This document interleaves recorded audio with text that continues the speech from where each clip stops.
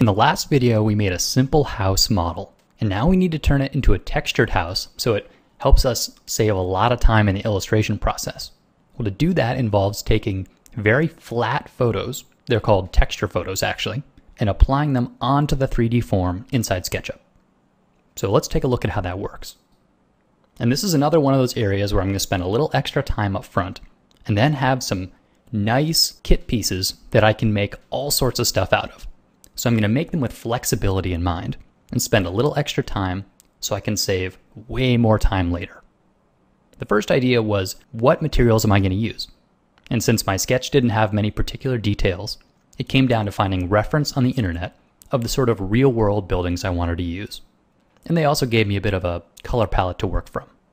So with these in mind, I went to cgtextures.com and got some free texture samples to work with. So you're looking at two basic types of textures I've made here. On the left, these are unique textures, which means they don't particularly repeat well. They look like a specific wall, and I'll probably use them to fill most of a wall. On the right, though, you see some more generic looking construction materials. These are what are called repeat tiles. These are textures that I could expand them in either direction, and they would seamlessly repeat. And this is really helpful for generic buildings where a lot of the town is built from a few materials. So I've got a few different type of roof tiles, and then those bricks that look similar to the ones you found in the reference. I've laid them out here for the ease of the video, but actually they're all individual files. So let's take a look at how these sorts of images work in a 3D texture. Here's the simple house that we made in the last video, and I've already pre-made some materials for texturing the first three houses.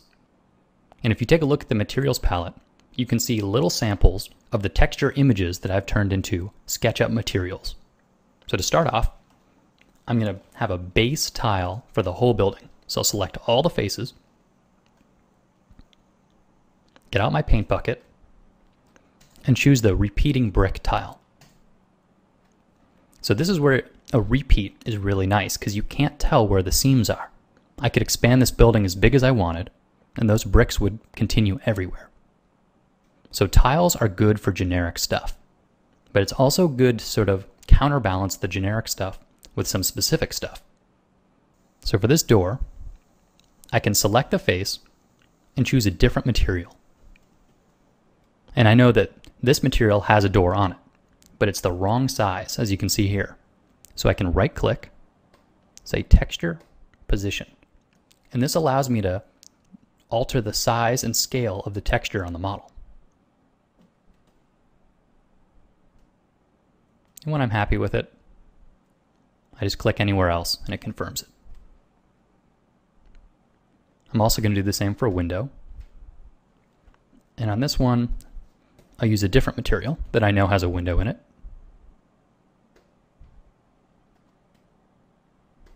So I just find the window in the image, scale it to match, and then click outside. And I didn't quite get it there, so I'll reposition it a little bit. All right. So you can see now why those materials were good to have the straight on camera, because if those materials I made in Photoshop had a skew to them, it'd be hard to line these up. They have to be isometric texture photos or a straight on camera.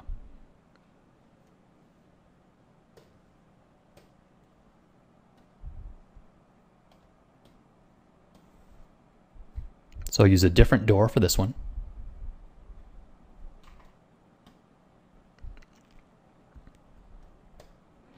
And for these windows, I'll use that same material. It's got some nice windows in it.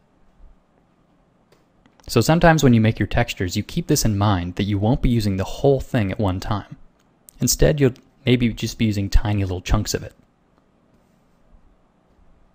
So there's sort of an abstract art to creating texture images. And it's good to know what the general properties are before you set out.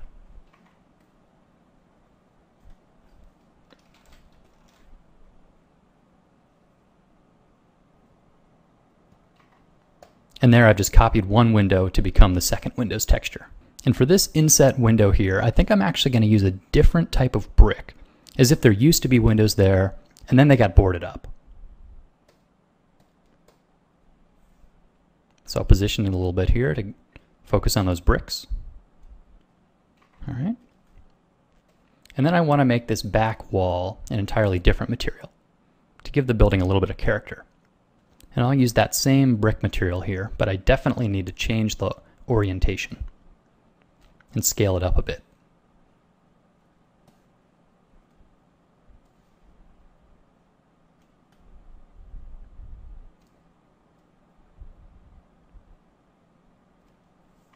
And when I'm happy with the building as a whole, I can select all the faces, including the roofs, and make it a component.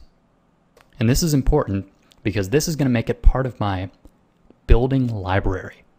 So then when I go to populate the whole street, this is just like a little Lego house that I can snap into place. And it'll help me turn a very long job into a short one. And you'll see that in the upcoming video.